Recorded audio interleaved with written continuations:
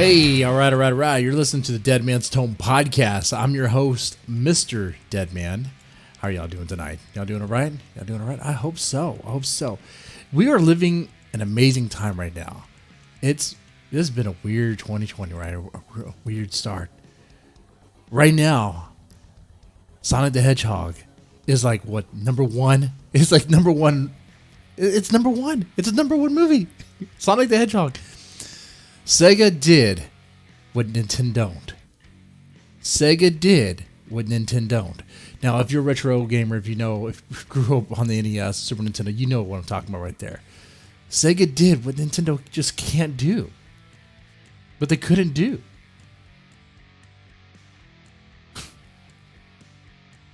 What happened to that Mario movie, huh? Back in the 90s? That was a flop. What's it going on with the Sonic movie? Not a flop. Not at all. But tonight we're also going to talk about Velociraptor and Cajun Fried Werewolf. Now these two films are horrible, but they're both bad. Actually, let me take back horrible. Both these movies are bad, but one of them is actually fun. One of them actually embraces its sort of badness, its cheesy factor, whatever. Embraces that and has fun with it. Okay, the other one is just bad. Just awful. Like, absolutely. Like, it's like a home movie project that they thought they could have done, and they did it. And they probably shouldn't have, but they did it. Yeah. But we're going to get into this. We're going to get into detail about this. After all, it can't be a review without going into what is wrong with these films, right? Let's start with the Cajun Fried Werewolf. Let me put this on the screen here. Cajun Fried Werewolf. Now, why would I watch this? It was on Amazon Prime, so it's free if you already subscribe to that service, right? Okay. And this is what you see. You see some chick who looks like she's wearing a bikini, werewolf eyes, a moon. And the words, Cajun Fried Werewolf. I was like, how bad could this be? How bad could this be?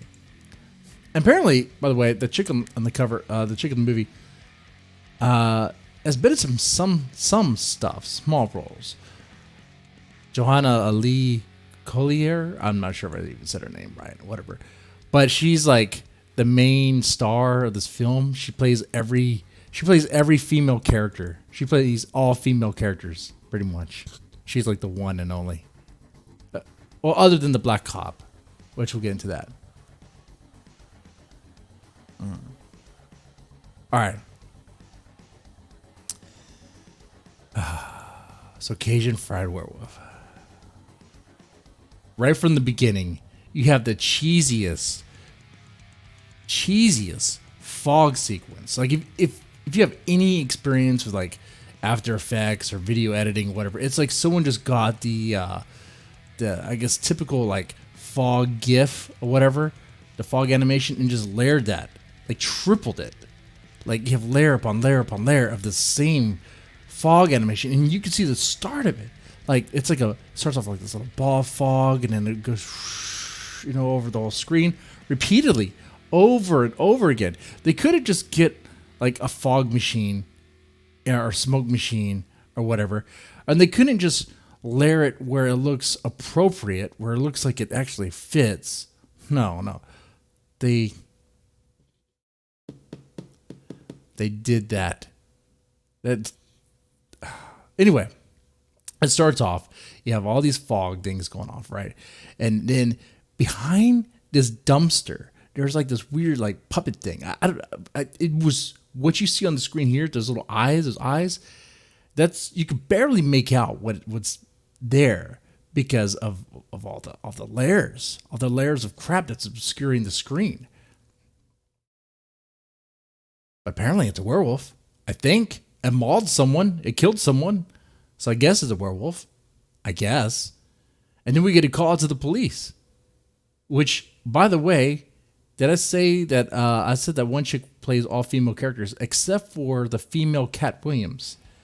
I say that because this chick looks like the female Cat Williams. I mean, am I wrong? I didn't even know it was a chick at first. I was like, whoa, what? Cat Williams there? No, that's not Cat Williams. Okay. Anyway, look. Let me back this up here a little bit. Okay. One thing I want to say about Velociraptor and the Cajun fried werewolf. They both have bad acting. They both have really bad acting. But one has over-the-top performances, while the other one is bland and lack of character. The acting in this movie, in Cajun Fried Werewolf, is stiff, like bone stiff, and the personality of a brick. There's nothing there. They're blatantly reading their lines. Someone's someone's holding a page for them to read their lines. That's what it look like. That's what it looks like. Sometimes it's like they're saying maybe it's like a first take, second take, which is weird because if you go to the website about this movie, apparently this movie took 4 years to make. Cajun Fried Werewolf took 4 years to make. Wow. Well, look, man. I had some indie projects myself that look like they were thrown together in a rush moment. Like this thing, Zombie Hunter. But guess what? It was thrown together in a rush moment. It didn't take 4 years to make that. It took a week. What? Come on now. Come on. Be honest.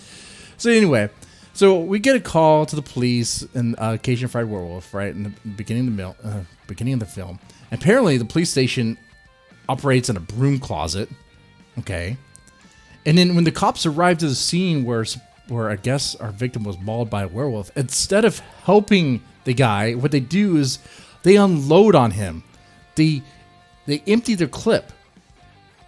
You have the deputy and the sheriff just like firing into the dead body, which, by the way, what do you think the special effects look like in a movie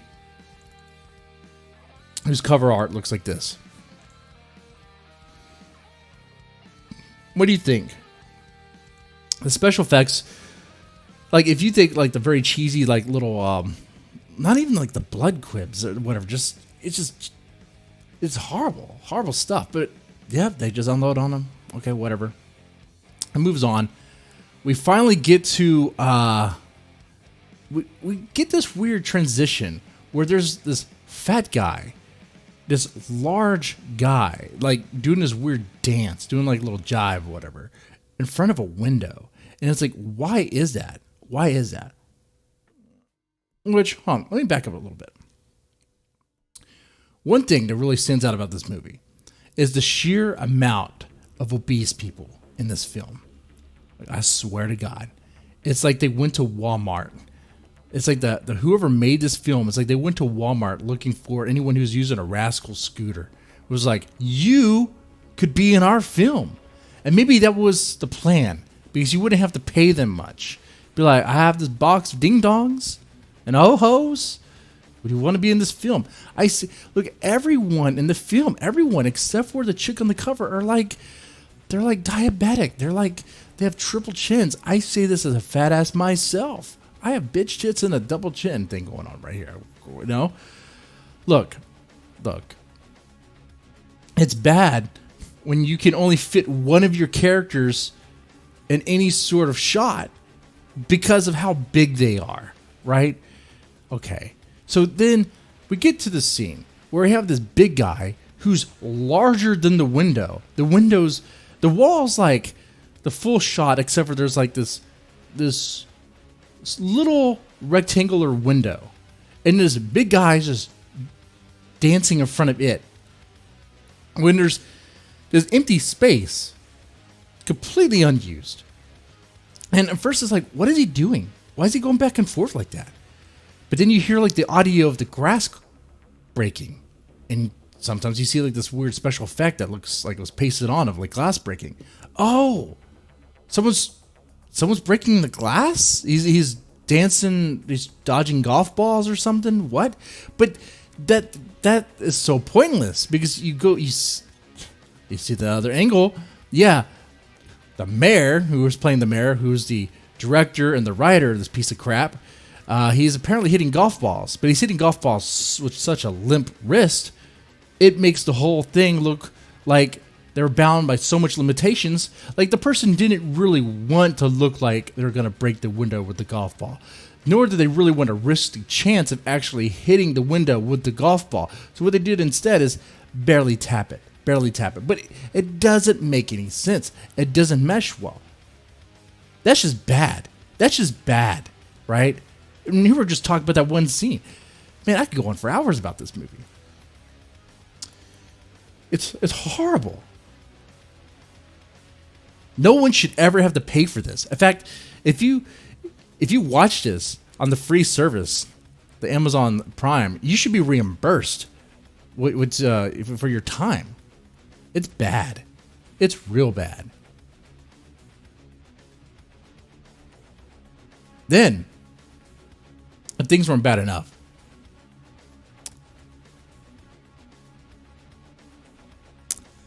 I would show you clips.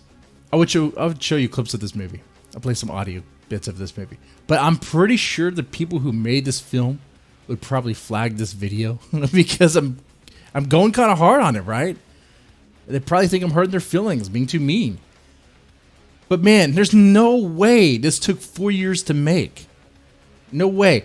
Look, the quality, the picture quality is like the equivalent of someone who just like found a home video recorder and was like just recording, like a camcorder, whatever, and shot on that. And obviously someone was holding it. You get the shakes, you get the roughness, poor lighting everywhere. No one remembers their lines. And then,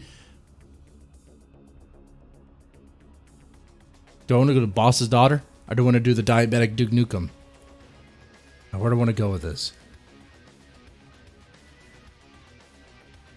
Let's do diabetic Duke Nukem. By the way, I tried to find images of this. I went to the website, the movie's website, but they're so embarrassed by this piece of crap of a film that they don't even have the pictures of the characters on it. What they have is the cover art and a few shots, apparently, and that's it. That's it. It's it's a bad film. You know that they're embarrassed about the whole operation when they don't even have images of the characters, right? They're not even really promoting it. They're shy about it. For a reason. They know it's bad. So diabetic Duke Nukem comes in. Coming in to kick ass, chew bubble gum. But it's a wasted scene. Because the guy is so fucking fat, he can barely fit in a single shot. And when he does, he's all like this. He wears sunglasses inside. Which, as someone who wears sunglasses inside, I could respect that. If it didn't look like his fat face is swallowing it.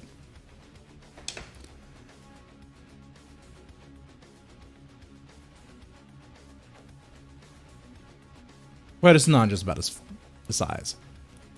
Look, I don't hate fat people. I like fat people. Let me tell you, I said this before on the Dead Man's Tone podcast, on the movie reviews, that I actually tend to like the large characters. They're the characters I usually relate to. They're funny. But when all of your characters are like that, it's horrible. It's like, okay, now we're in the deep south. Okay, I feel it now. I feel it. We're going to Boss's Daughter next. Let's do Boss's Daughter. So, the chick on the cover, her name is, she plays, the character's name is, what is the character's name? Jasmine Bourdet, I don't know. Some French word. I don't care. And the movie doesn't care either.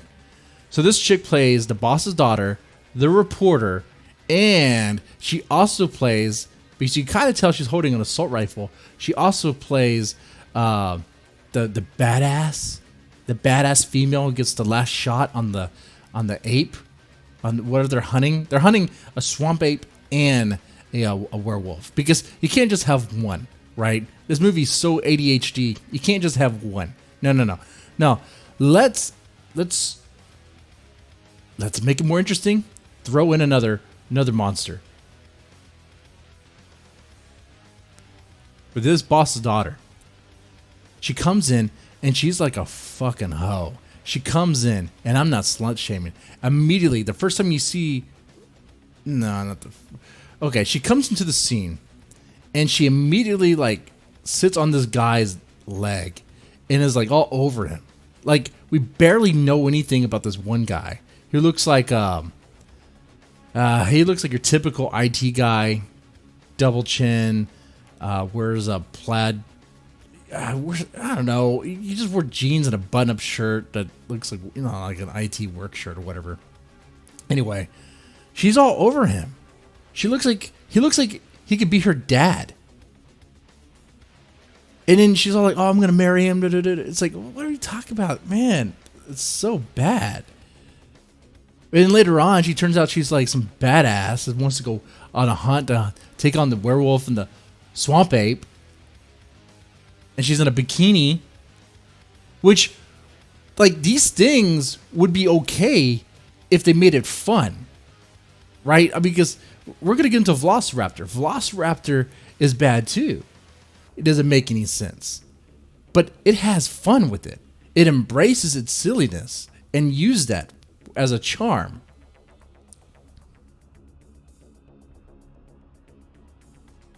This movie comes off as someone who is bogged down by too much limitations and doesn't really want to go the full distance to make a good, fun movie. Instead, just produce this. But let's get into this. Let's get into the werewolf. Let me see. I have some images of the werewolf I can put on the screen here. And if you're listening to the podcast, I can tell you this. It looks like a Halloween costume. Do I have a werewolf picture? I don't. Oh wait, here we go. Here's one right here. There's the werewolf. It's a Halloween costume. Okay.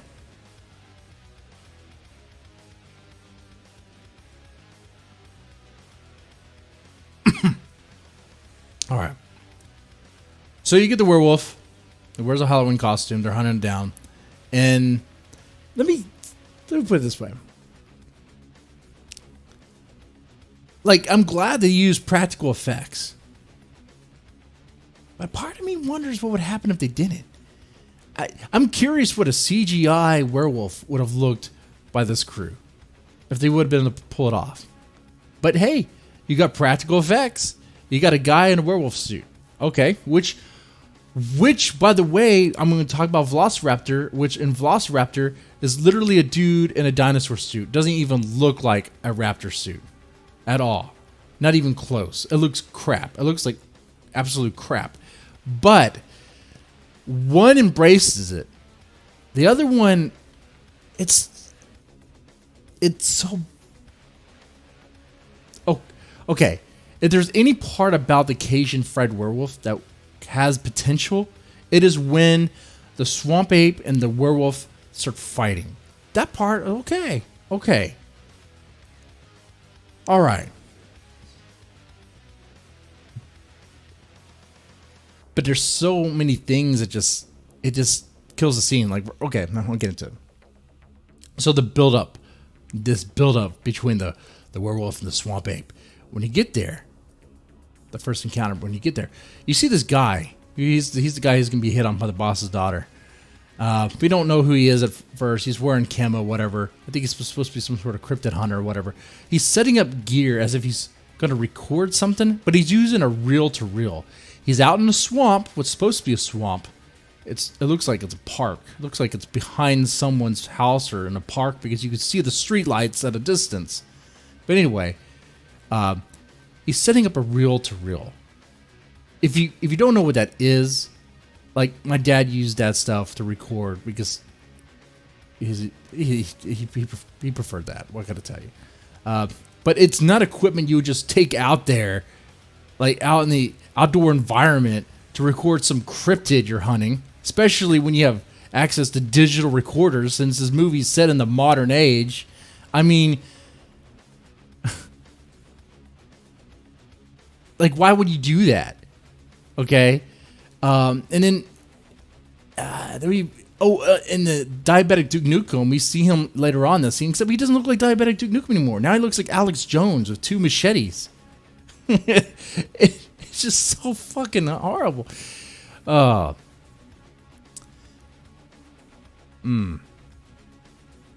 Which, they could have made that. They could have turned that into something good, something funny. I think the big difference between these two films, Velociraptor and Cajun Fried Werewolf, is the tone.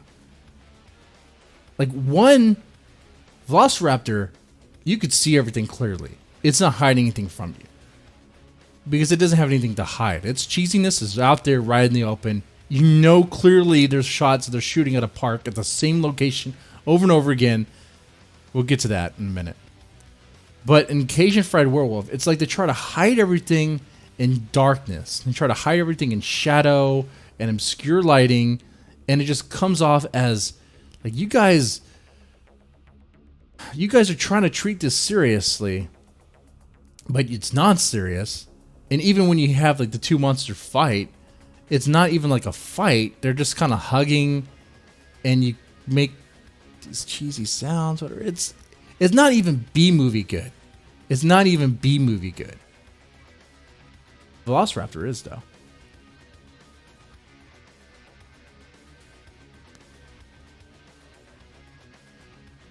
Now, I think I spoiled the ending here, but yeah, Boss's daughter gets the last hit. I'm not gonna. In case you wouldn't watch this, if for some reason you wouldn't watch Cajun Fried Werewolf, you'd be my guest, man. Be my guest. But yeah, overall, it's not really good. No. What else I can say about? Oh, there's a part where the werewolf looks like he gets shot, where he dies, but he's back up and doesn't explain it. And then the sheriff and the werewolf are like back to back, and they're like trying to look for each other, but they don't realize they're behind each other. It's like everyone's a cartoon character, which would work, which works out well in Velociraptor, but doesn't work out well in this movie because, and that's the question we have here. I don't think they embraced it all the way. I didn't think they knew what they were going to do until they actually were in the moment. Like a couple drunk rednecks like, oh man, this would be funny, let's do it this way. Oh man, we got to have a scene like this because it'd be hilarious. But it wasn't pieced together well. And the acting wasn't over the top. It was like they didn't know what they were doing or didn't really care. It was obviously their first time.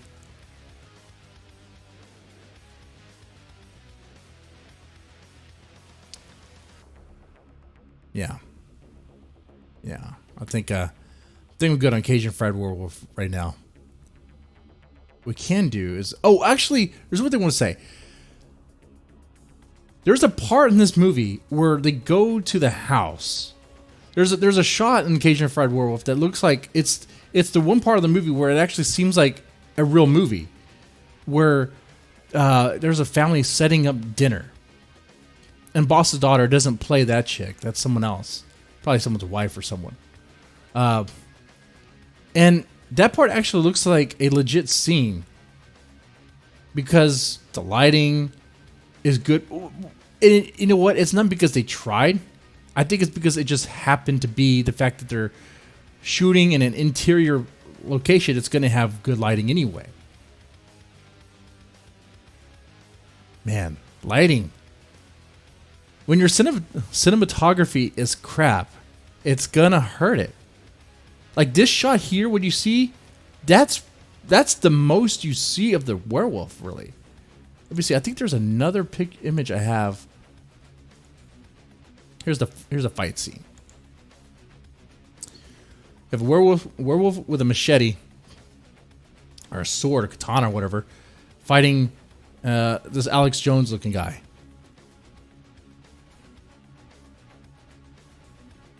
It would have been better if it was Alex Jones. Or at least sounded like him. But no.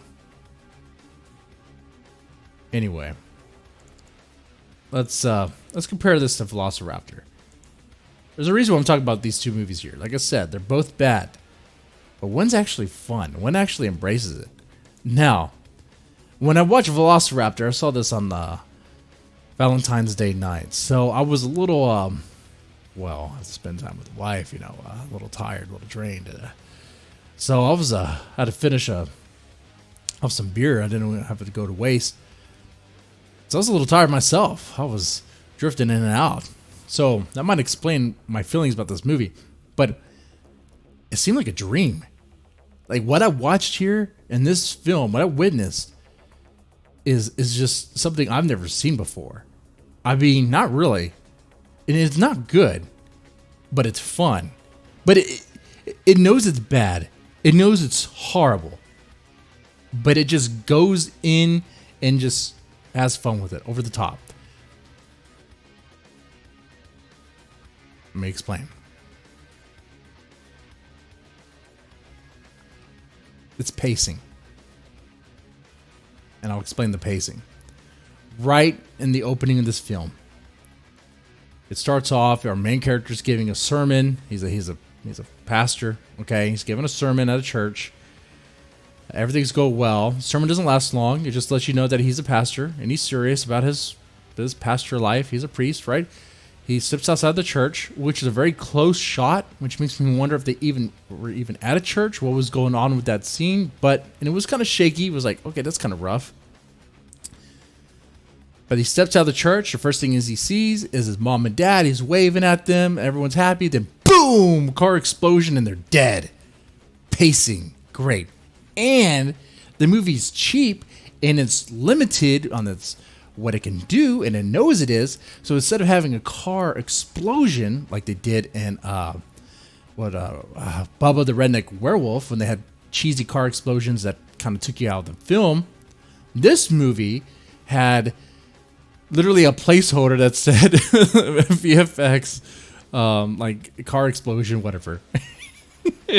So it had a placeholder for the explosion, but it had like the sound effect and everything. But you know what made the scene pay off though? The main character's reaction. The guy acted like his parents just died.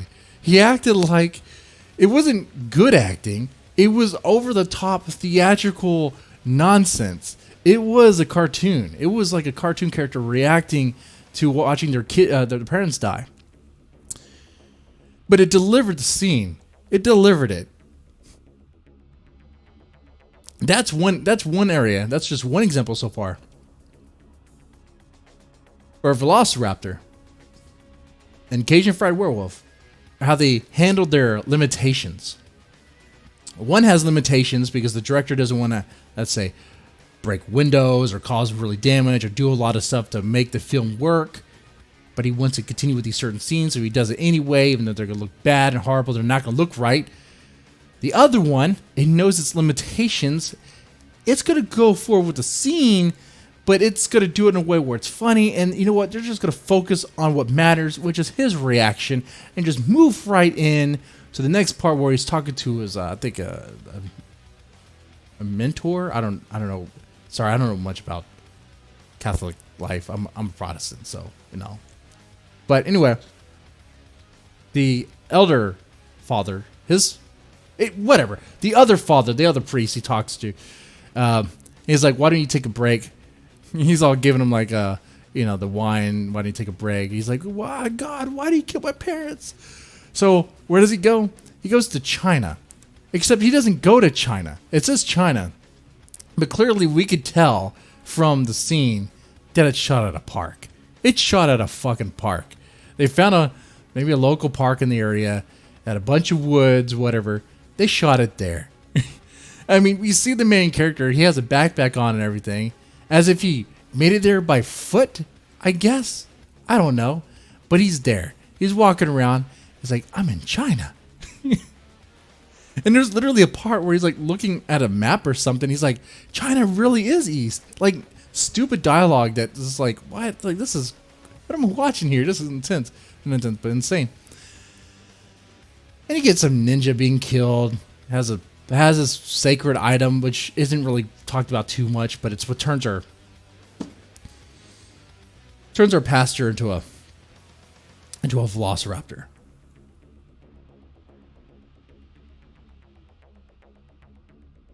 Okay. Embrace its cheesy factor, right? And it's very cheesy. Very cheesy.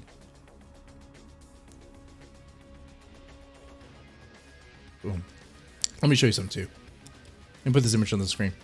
Because what happens next is we get... Oh, let me show you too the Velociraptor, or the guy who plays the Velociraptor. He has an over-the-top performance, right? He delivers his lines, delivers his cheesy lines very well, and he makes it believable, or at least makes it entertaining. That's what you need. That's what you need out of this. Anyway. But then we have the hooker, which she's played by... She's not bad looking. She has like no rack, but you know, that is what it is. She's played by Alyssa Kempinski. Did I say that right? She's been in a few things, some small stuff. Let's see. High Fidelity, she's been there. FBI, TV series. What am I doing here? TV series. She's been in a few things. But her character's cool. And it's also kind of similar to the problem with Cajun Fried Werewolf, where you have one female character that plays all the parts. This female character plays both the hooker and the girlfriend and the badass chick that helps him out and kicks ass. I didn't know she was a ninja. That part I was like, well, come on. Now she's kicking ass too? Come on now. Pfft. If I have one complaint about this movie, it'd be that. But alright. I'll look the other way. But yeah, over the top. They show you the hooker. They show you the with the pimp. The pimp in this film. Hilarious. What is his name? Frankie Mermaid. Frankie Mermaid is his name. The pimp. Hilarious guy. Over the top dialogue. Great lines. Hilarious stuff. It's what you kind of expect to be delivered. But let's get to the part with the ninjas. Let's get there. Because I mean the pimp, he was funny. He's funny. I mean, it's not bad. See, it's not like Cajun Fried Werewolf where where the dialogue and the scenes where they're building up the story where it's like kind of dragged on, it was boring. It was fun and entertaining. I remember laughing. We were having a good time watching it. And that's important, right? Okay. So he sends the hooker to the park. It's like, you need to go to the park because that's where you're going to go make some money. So what's the park? The same place it was China. You can tell by the trees. So she's at the park and she's about to get mugged. And that's when our father, who's freaking out, our priest is freaking out. And he ran into the park or something. And he's turning into this Velociraptor. Except when you see him, I swear, when you see him like in his dinosaur form, it looks horrible. It looks absolutely horrible. But they embrace it full on. They don't hide it in some crazy lighting or some dark light, poor lighting, I should say. They just go full blast with it. Oh, and over the top gore too. Cheesy gore. Super cheesy gore. Like when someone's beheaded, like the head that's off their body is clearly fake. Absolutely fake. It's like the face is drawn on to the head. So yeah, over the top cheesiness. By the way, I went through and put another image here on the screen. This is the chick who plays the hooker. That's Alyssa. That's, I think, one of her Instagram photos. So yeah, let that sink in.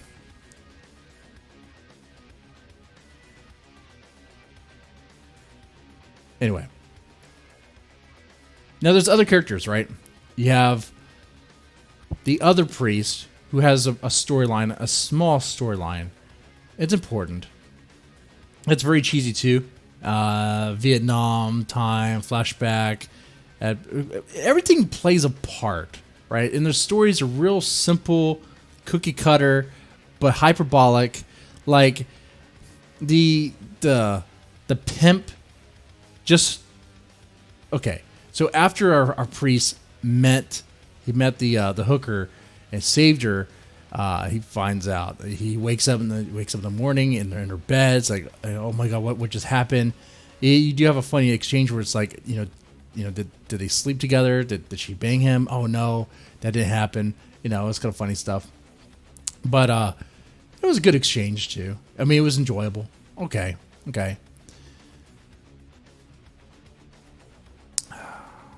But her pimp is a problem for her, right? Is beating on her, forcing her to work, all that stuff. So he is going to take him out, but not yet, not really. You can kind of see the gears turning, like he's taking, like, okay, he's going to do it. But next scene, cut to the chase, not bullshitting. What's the next scene? It is literally the pimp giving a confession to the priest, to our priest. So immediately, like, the movie's just going on. It doesn't waste any time. Which, once again, pacing is important, right? So when he's given his confession, not only is it any confession, but it links back to the killing of our main character's parents. So when everything builds up, it's like one joke after another. It's like it just continues to build. It was good. I like that.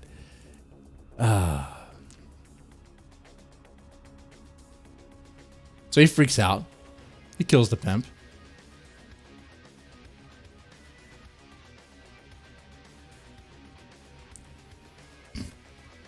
Now we can get to the ninjas.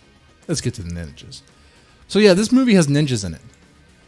Not just any ninjas. It might be, when you first watch this movie, you might be like, why is there a white ninja? That doesn't make any sense. Why is there a white ninja? And why is this ninja place not in the same China place? Like, why does it look like it's filmed in a different park? I don't know about that one. But the white ninja is actually, I don't know if I want to spoil that one. But there's a reason why. There's a reason why.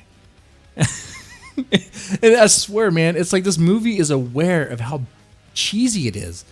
And it just, when it delivers on a pun or a joke or a stupid, silly reveal, it does it over the top and has fun with it.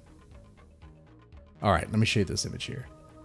This is what's supposed to be a Velociraptor fighting ninjas. This looks more like someone in a T-Rex suit fighting ninjas. You literally have someone in a Halloween costume fighting ninjas. I played games like this, right, on the Nintendo. This is something that would be a wild dream of mine to see in a movie. And I have in this movie.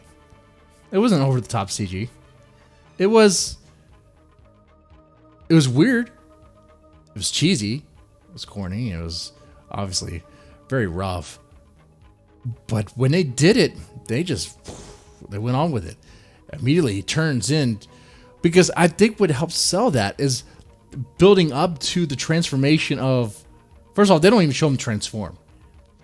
They show the priest, our father, over the top acting. Over the top acting. He's super serious. And he's delivering his lines and whatever. And then next thing you know, next time he turns to him, he's like a T-Rex. This thing. And he's running around hitting ninjas and grabbing their legs with his mouth and ripping them out. Good stuff. Good stuff. It's like back when I was a kid and I could, I don't know about you, back when we were kids and pretend like we're ninjas or dinosaurs or dragons or whatever and pretend to fight, except actually do it and make it look like where it's actually kind of happening, kind of, sort of, within the limitations. And yeah. I mean, the only thing, there's a few things there are problems with this film. Few problems. There's a lot of problems. Okay. It's not a good movie. It's a bad movie. But it's fun. It embraces its cheesiness, and has fun with its premise. Whereas Cajun Fried Werewolf does not. I think Cajun Fried Werewolf tries too hard to be serious, and maybe it could have been better if it wasn't like the acting wasn't so stiff. Like the chick who played the hooker, the guy who played the priest, they delivered their lines well. Everyone did. Except for, maybe the Chinese villager. She was kind of lame. Let's see. The guy who played the priest, his name is Greg Cohen.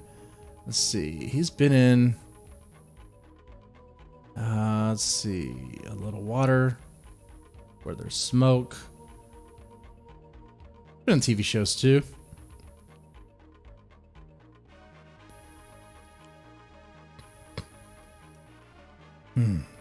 But yeah.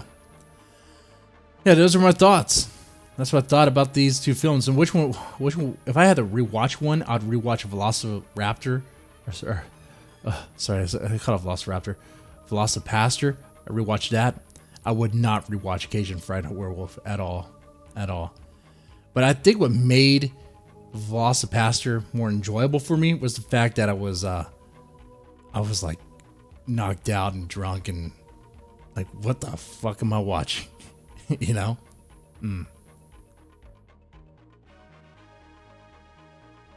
Anyway, if you have other cheesy horror movies or bottom of the barrel movies you want me to watch to review and give my honest take on, feel free to let me know and I'll do that.